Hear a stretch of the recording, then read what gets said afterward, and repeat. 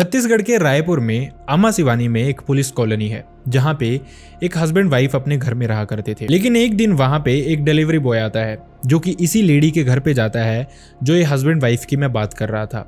अचानक से जब वो दरवाजा खटखटाता है तो वहां से ये लेडी बाहर आती है। ये डिलीवरी बॉय उसको एक पार्सल देता है और पूछता है कि क्या साहब घर पे हैं या नहीं।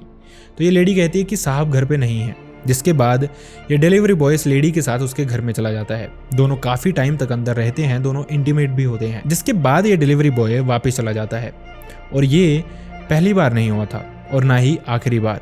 ये सारा का सारा सिलसिला काफी सालों तक चलता रहा। लेकिन जहां पे इस तरह की चीजें होती हैं वहां पे एक खून जरूर होता है और वैसा ही कुछ इस इंसिडेंट में भी होता है। लेकिन उसके बाद ये पता लगाना बहुत ही मुश्किल था, इनफैक्ट नामुमकिन था कि आखिरकार ये खून किया किसने है। खैर पुलिस थोड़ी मुशक्कत करके इस खूनी को पकड़ लेती है। जिसके बाद पुलिस उससे पूछती है कि आखिरकार उसने ये सब कुछ क्यों किया और कैसे किया। और वहीं जो खून करने वाला था वो ये कहता है कि वो सब कुछ बताएगा, लेकिन वो पहले ये जानना चाहता है कि आखिरकार पुलिस ने उसको पकड़ा कैसे।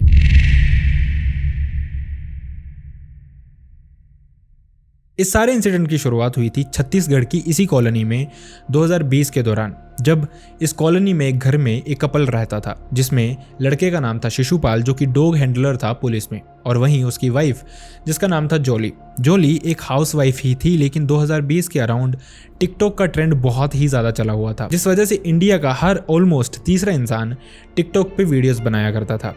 यही सब कुछ जॉली भी करना शुरू करती है। जॉली धीरे धीरे टिकटॉक पे वीडियोस डालना शुरू करती है, जिसके बाद धीरे धीरे उसकी ऑडियंस बढ़ने लग जाती है। वहीं जॉली को एक तरीका पता चलता है कि अगर वो वीडियोस डुएट में डालेगी तो उसमें ज़्यादा व्यूज़ आते हैं, अक्सर उसको दूसरे इंसान की रीच भी मिलती है। तो डॉली भी यही सब कुछ करना शुरू कर देती है। अक्सर जो डॉली की वीडियोस हुआ करती थी उसमें ज़्यादातर डुएट जो उसने किए थे वो सिर्फ एक इंसान के साथ किए थे जिसका नाम था जय सिंह। लेकिन सोशल मीडिया पे ये राहुल के नाम से फेमस था, मतलब उसी समय ये टिकटॉक पे वीडियोस बनाया करता था। राहुल असल में उत्तर प्रदेश के भनोई का रहने वाला था, लेकिन ये मुंबई में एज एन इलेक्ट्रीशियन जॉब कर रहा था। वहीं से इन दोनों की बातचीत होनी शुरू होती है, लेकिन धीरे धीरे ये जो बातें होती थी इनकी ये सोशल मीडिया तक ही सीमित रहती थी। मतलब ना इन्होंने व्हाट्सएप पे कोशिश की कभी बात करने की और ना ही फ़ोन कॉल पे, ना ही इनके कभी नंबर एक्सचेंज हुए। धीरे धीरे दोनों की दोस्ती बहुत बढ़ती जा रही थी। वहीं दूसरी तरफ जो शिशुपाल था और उसकी वाइफ जॉली थी, उन दोनों की शादी को लगभग 12 साल हो गए थे और दोनों का कोई भी बच्चा नहीं था। इसी के चलते उन दोनों में काफ़ी झगड़े भी रहते थे और दोनों का रिलेशनशिप काफ़ी हद तक खराब हो ही चुका था। और इसी के चलते जो जॉली थी वो राहुल को अपना दोस्त बनाना शुरू कर देती है। जब जॉली को लगता है कि राहुल से उसकी दोस्ती काफ़ी अच्छी हो गई है और वो उस पर ट्रस्ट कर सकती है, तो उसी ड्यूरिंग वो राहुल को अपने पास मिलने बुलाती है छत्तीसगढ़ की इसी पुलिस कॉलोनी में। राहुल भी जब ये सुनता है तो वो खुद को रोक नहीं पाता। ऐसा लगता था कि राहुल भी शायद इसी चीज़ का वेट कर रहा था। इनफैक्ट जो राहुल था वो भी मैरिड था और साथ ही उसके 2 बच्चे भी थे, लेकिन अभी वो मुंबई में अकेला ही रहता था। बाकी जो उसकी फैमिली रहती थी वो उत्तर प्रदेश के भदोई में ही रहती थी। खैर इसके बाद जब जॉली राहुल को मिलने बुलाती है तो राहुल वैसे ही अपनी फ्लाइट की टिकट्स बुक करता है और अगले ही दिन इस पुलिस कॉलोनी में पहुंच जाता है। लेकिन जो जॉली थी वो बहुत श्योर थी इस मामले में। वो जानती थी कि ये पुलिस कॉलोनी है और यहाँ पे ऐसे कोई भी इंसान एंट्री नहीं कर सकता। तो वो राहुल को एक रास्ता बताती है, एक तरीका बताती है एंट्री करने का। वो उसको बताती है कि उसको एक डिलीवरी बॉय के कपड़े खरीद लेने चाहिए, जिसके बाद वो एक डिलीवरी बॉय बन के उनकी कॉलोनी में आ सकता है। बहुत इजीली वो जॉली के घर पे भी आ सकता है जब भी जॉली का हस्बैंड उसके घर पे ना हो। और यही जो रास्ता था वो राहुल भी अपनाता है।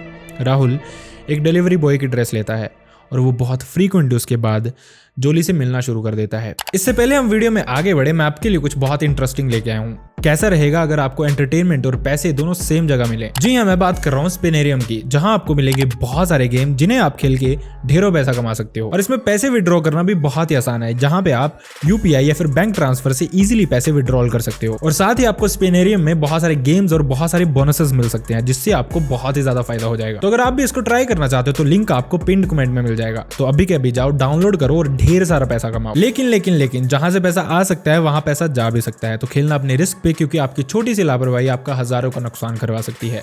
Now let's get back to the video. दोनों अक्सर जॉली के कमरे में ही मिला करते थे और किसी को भी इस चीज पे शक तक नहीं होता था, क्योंकि राहुल अक्सर डिलीवरी बॉय के कपड़े पहन के आता था और उस समय ये पार्सल आना, ऑनलाइन डिलीवरीज आना, ये सब कुछ बहुत नॉर्मल सी बात थी। खैर इसी समय बीच में लॉकडाउन भी हुआ था और इसी दौरान वो काफ़ी टाइम तक एक दूसरे से मिल नहीं पाए। लेकिन लॉकडाउन खुलने के बाद उनका ये सिलसिला फिर से कंटिन्यू हो गया। अक्सर दोनों वैसे ही मिलते और दूसरी तरफ जो शिशुपाल था उसको इस चीज़ की भनक तक नहीं थी। उसको आइडिया ही नहीं था कि पीछे से जोली क्या कुछ कर रही है। खैर, ये धीरे धीरे मैटर बढ़ता जा रहा था, लेकिन ऐसा माना भी जाता है कि पाप का घड़ा जब भर जाता है तो वो अपने आप ही टूट जाता है। शायद इसी तरह का कुछ जोली के साथ भी होने वाला था। 5 मार्च 2024 को शिशुपाल अपनी वाइफ को कॉल करता है शाम को, लेकिन उसकी वाइफ जोली कॉल उठाती ही नहीं है। शिशुपाल को लगता है कि शायद कुछ एक्सेप्शन हो या फिर खाना वगैरह बना रही हो, जिस वजह से उसने फ़ोन नहीं उठाया। उसके बाद शिशुपाल ने भी इतना ध्यान नहीं दिया और 5 मार्च की रात निकल जाती है।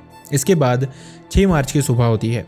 शिशुपाल फिर से कोशिश करता है अपनी वाइफ को कॉल करने की, लेकिन दूसरी तरफ जोली कॉल फिर से नहीं उठाती है। देखते देखते दोपहर हो जाती है, शाम हो जाती है और शिशुपाल अब परेशान हो गया था, क्योंकि शायद जोली शिशुपाल को प्यार नहीं करती थी, लेकिन शिशुपाल अभी भी जोली को अपनी वाइफ ही समझता था और उसी तरह से प्यार भी करता था। तो इसी केयर के चलते उसने एक पड़ोसी को कॉल की, जिसको उसने बताया कि वो घर जाके देखे कि आखिरकार जोली उसका कॉल क्यों नहीं उठा रही। ये जो पड़ोसी था ये सीधा शिशुपाल के घर जाता है। जैसे ही वो वहाँ पे पहुँचता है तो देखता है गेट को बाहर से ताला लगा हुआ है, और यही बात वो पड़ोसी शिशुपाल को भी बताता है। लेकिन शिशुपाल को यहाँ से थोड़ा डाउट होना शुरू हो जाता है, तो शिशुपाल उसको कहता है कि एक बार वो अंदर जाके देखे कि उसको अगर कुछ दिखाई दे रहा है, कुछ भी हो रहा है, क्योंकि शिशुपाल बहुत ही ज़्यादा डर में आ चुका था इस समय तक। ऐसा मानो कि उसकी आत्मा उसको कह रही थी कि कुछ गलत उसके घर पे हो चुका है। तो वो अपने पड़ोसी को कहता है कि एक बार वो गेट के अंदर से झांक के देखे। जैसे ही उसका पड़ोसी अंदर झांक के देखता है तो वो देखता है उनके आंगन में, उनके बरामदे में, इनफैक्ट उनके कमरे की तरफ खून के छींटे थे बहुत ही ज़्यादा, और देखने में क्लियरली लग रहा था कि यहाँ पे कुछ बहुत घिनौना हुआ है, बहुत खतरनाक कुछ हुआ है। जिसके बाद ये इंसान सीधा पुलिस को कॉल करता है और साथ ही शिशुपाल को भी कॉल करता है और बताता है कि इस तरह की चीज़ें वहाँ पे हुई हैं, कुछ वहाँ पे भयानक ज़रूर हो चुका है। जिसके बाद शिशुपाल भी पुलिस को कॉल करता है और पुलिस वहाँ पे मौके पे ही पहुँचती है। खैर, अब पुलिस का शक सीधा जाता है शिशुपाल पे, क्योंकि उनको लगता है कि ये हस्बैंड वाइफ ही यहाँ पे रह रहे थे और इनके जानने वाला यहाँ पे कोई भी नहीं था। तो ये मैटर हो सकता है कि शिशुपाल से ही रिलेटेड हो। जिसके बाद पुलिस शिशुपाल की उस समय की लाइव लोकेशन चेक करती है, उसके कॉल रिकॉर्ड्स चेक करती है, लेकिन सब कुछ देखने के बाद शिशुपाल को क्लीन चिट मिल जाती है। अब पुलिस इस इन्वेस्टिगेशन में लग जाती है कि आखिरकार जोली के साथ ये सब कुछ किया किसने और कब किया, और आखिरकार इस सब का मैटर क्या था, इस सब का कारण क्या था। यही सब कुछ जानने के लिए पुलिस आसपास के सीसीटीवी कैमरास भी देखना शुरू कर देती है। लेकिन इस इंसिडेंट को लगभग 1 हफ्ता बीत जाता है। आगे से कोई जवाब ही नहीं था पुलिस के पास, ना उनके पास कोई सबूत था, ना उनको कुछ सीसीटीवी कैमरा में ऐसा देखने को मिला था जैसे उनको किसी पे भी शक हो सके।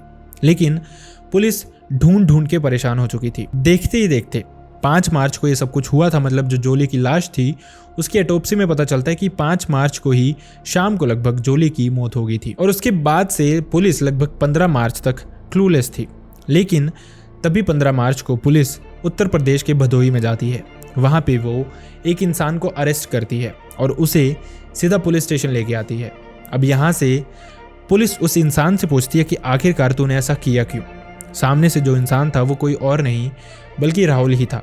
राहुल सिर्फ ये जानना चाहता था कि आखिरकार पुलिस को ये सब कुछ पता कैसे चला। लेकिन पुलिस का मानना ये था कि पहले राहुल बताएगा कि उसने ये सब कुछ क्यों किया, कैसे किया, उसके बाद उसको पुलिस बताएगी कि वो आखिरकार पकड़ा कैसे गया। तो राहुल ने पुलिस को ये सब कुछ बताया कि किस तरह से 4 साल पहले से उनकी बातें हो रही थी।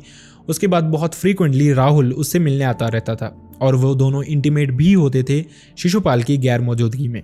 ये सब कुछ चलता आ रहा था। लेकिन 2024 में इसी दौरान जब ये इंसिडेंट जोली के साथ हुआ, उस समय जोली ने राहुल को बहुत परेशान करना शुरू कर दिया था।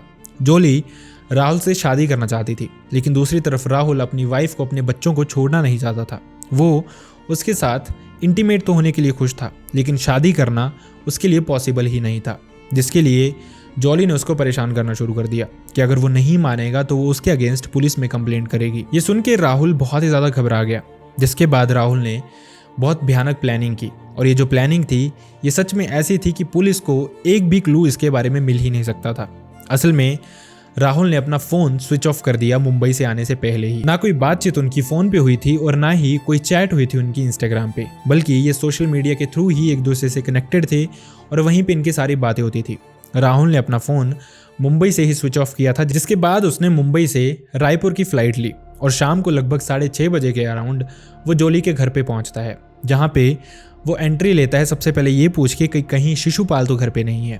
जोली उसको बताती है कि नहीं, शिशुपाल घर पे नहीं है, जिसके बाद वो दोनों घर के अंदर एंट्री करते हैं और दोनों की बहस होनी शुरू हो जाती है इसी मैटर के चलते। लेकिन वहीं राहुल कुछ प्लान करके आया था। वो सबसे पहले जोली को एक धक्का देता है, जिसकी वजह से उसका सर दीवार से टकरा जाता है और वो वहीं पे गिर जाती है। जिसके बाद वहीं पे जहाँ पे जोली गिरती है उसके पास ही एक सीजर पड़ा हुआ था। राहुल इस सीजर को उठाता है और उससे जोली पे बार बार अटैक करना शुरू कर देता है। वो तब तक उसको मारता रहता है जब तक जोली की जान नहीं चली जाती। जोली की जान जाने के बाद राहुल उस बॉडी को उठाता है और यहाँ वहाँ लेके जाना शुरू कर देता है, घर के गेट के अंदर ही, कि कहीं उस लाश को वो किसी न किसी तरह से ठिकाने लगा सके। लेकिन देखते ही देखते टाइम लगभग 9 बजे के अराउंड का हो जाता है और जो राहुल की वापसी की फ्लाइट थी वो निकल चुकी थी। लेकिन राहुल जानता था कि उसका यहाँ से निकलना बहुत ही ज़्यादा ज़रूरी है, अदरवाइज वो फंस सकता है और अपनी वाइफ और बच्चों से भी उसको मिलना ज़रूरी था, क्योंकि वो उनको टाइम दे के आया था। और इसी के चलते राहुल बॉडी को वहीं पे छोड़ता है घर में ही, और उसके बाद वो ट्रेन से वापस उत्तर प्रदेश भदोही चला जाता है। लेकिन यहाँ पे राहुल सिर्फ एक गलती कर गया था। इस सबको बताने के बाद राहुल ने पुलिस से पूछा कि आखिरकार पुलिस ने उसको कैसे पकड़ा। तो पुलिस ने राहुल को बताया कि जब वो जोली से मिलने आया था उस समय वो फ्लाइट में आया था और जो टिकट थी वो राहुल के पास ही थी, और जब ये सारा इंसिडेंट हुआ था तो वो जो टिकट थी वो राहुल जोली के घर पे ही भूल गया था। शुरू में पुलिस जब इन्वेस्टिगेट कर रही थी तो उनके हाथ कुछ भी नहीं लगा था, उनको समझ नहीं आ रहा था कि ये मैटर है क्या।